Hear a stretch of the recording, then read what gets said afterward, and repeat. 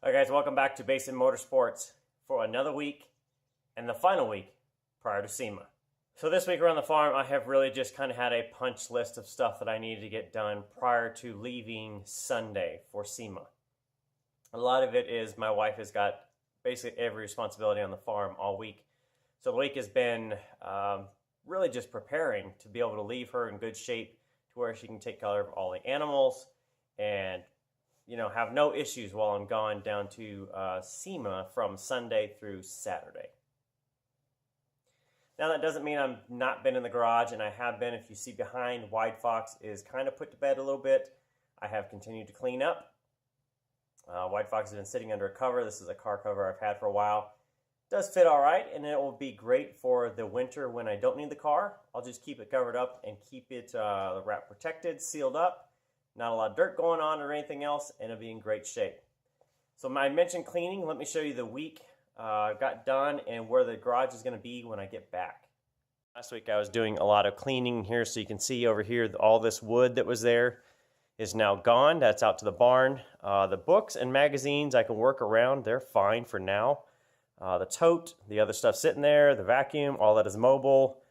This seat down here that my dash is sitting on will go back in my wife's Suburban. And then everything else just sitting here is mobile, so I can move it around the garage kind of as I need to. But when I get back from SEMA, the 86 will be rolled into the garage. So it will take up this bay, and we'll start teardown on it, getting it ready to go. So another thing I did do, if I show you up here, is that I actually have the hood that I had. This is the original hood off WideFox. And I really needed space, so I put it up above the garage doors. Doesn't hit, which is great. So again, this is just eyelets in the ceiling. I showed you there, 2 straps holding it up in good shape, and then doesn't block the light or anything else. So now let's get the car out, and I'll show you kind of what I've been up to with it.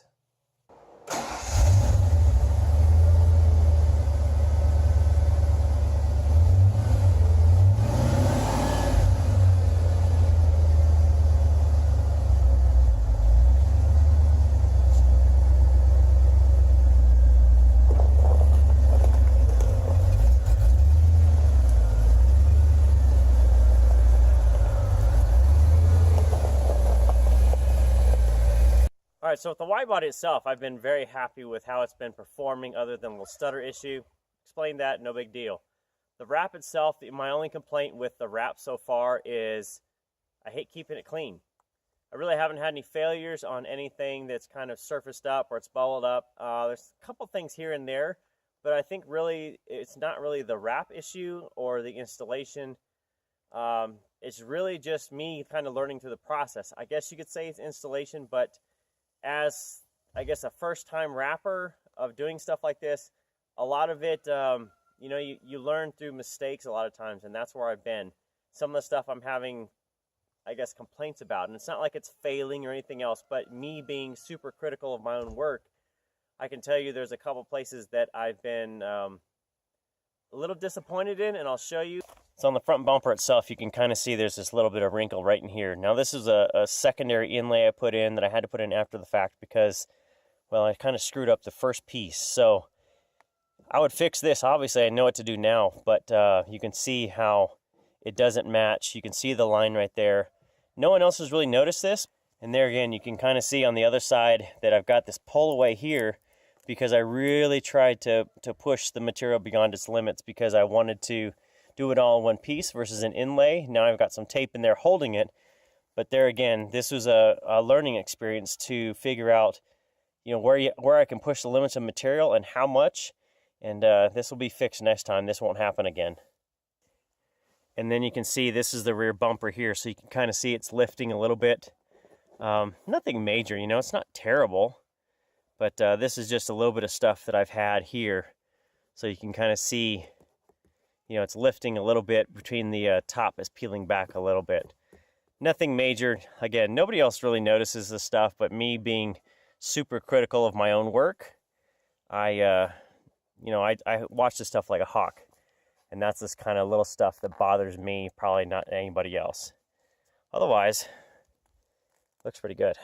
And I've had some messages on kind of how the engine bay finished up between all the wire tuck and everything else. And I'll show you what this first round is. So let's take a peek deep inside in the engine bay here. So we're kind of looking at the engine bay, no real issues here. Now this belt routing I don't like. If I show you right here, this is almost touching at this point. So I need to change the belt size a little bit and change that routing. Just didn't route it right. It's too short to change it the way it is. And if you guys want to see how I'm going to do that later on, I will show you. Otherwise, this routing, I tell you, while the measuring was right, just the wrong way to go. Not the way to do it with the stock tensioner. Otherwise, nothing else, no issues there. So I'm not running any washer fluid, so this crack really doesn't matter. It goes to an empty cavity. But if I wanted to put in some windshield washer fluid, I could. Just have to run the wires back out and the hose. That's the coil that will be replaced, that MSD coil. No issues with wiring.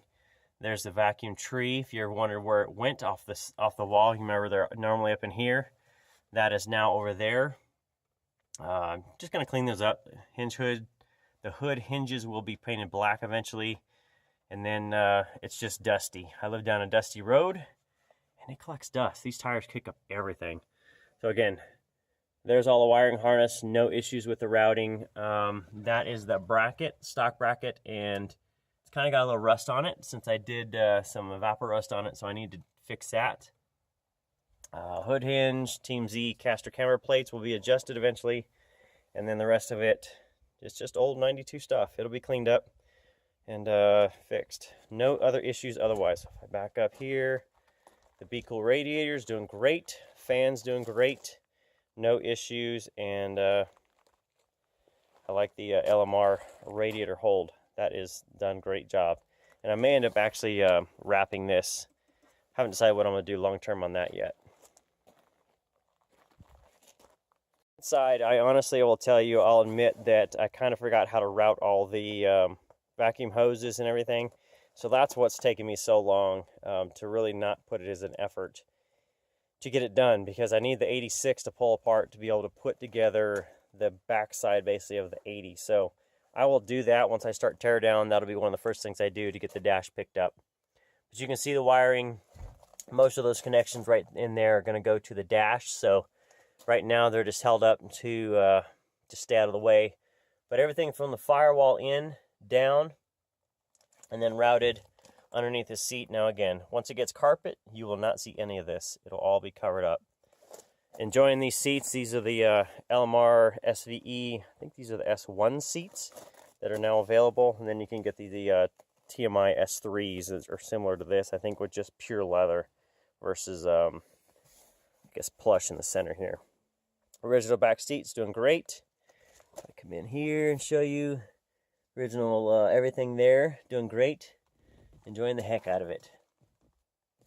Now, I will say one thing that may come back to bite me is that back in there, down in there, are the data connections to the harness. Now, remember, normally they are kind of over by the brake booster, but these are relocated up there, and these are going to be a tight fit. So one thing I would probably change if I were to do this again would be to probably lengthen those out. Now, I'm not quite sure what I'm going to do long term with the harness and everything else, so I kind of left them alone.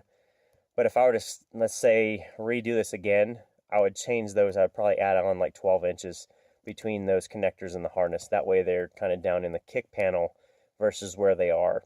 I think they're still easy to get to, easy enough, I would say, but they're not like super easy, and that may come back to bite me. And if it does, I will fix it and change it, and I'll show you guys. But I would say just be careful where you leave those at. If they're too short, you really can't get to them. It's hard to do. So now last week I showed you kind of the coupe or the notchback carpet for the trunk that was laying on the ground. I did get a chance this week to finish up the trunk, and let me show you a peek of what that turned out to be. There's the battery and the carpet in here. Now normally in the 80 you would only have this base mat down here. You would only have this. This is your sunroof bag, which I actually had the original, which is pretty cool. I need to clean it, get it all done there. These side panels were never in an 80. They didn't show up till a later model year. So these are this and this one on the bottom and this one on the side are actually from the 92. The fun thing is, this is where the clip hole goes in. There's actually not a hole there for the 80 because it never had that. So I've got them set in place in here, and I may eventually go ahead and drill a hole in the side over here, drill this hole, and then put a clip in here to hold these up, because they kind of hold out and they hit against this hinge.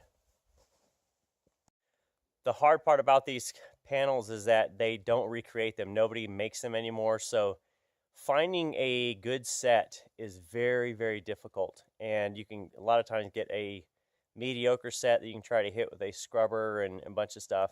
And that's what I did with mine. They were okay. I hit them with a upholstery brush and cleaner and all that kind of stuff.